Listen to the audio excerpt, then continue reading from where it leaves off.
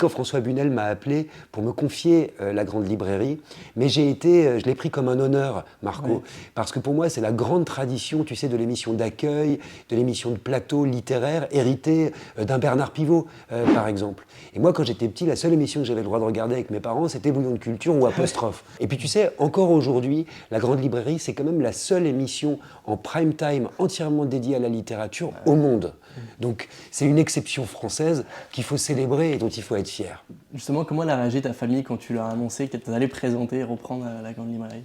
Bah, ils savaient que c'était un peu un de mes rêves, c'est-à-dire François Bunel avait magnifiquement pris la relève de cette tradition.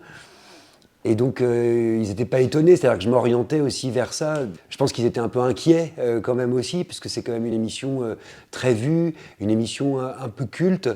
Mais j'avais cette passion qui m'a jamais quitté et je compte bien continuer à la transmettre et à la partager.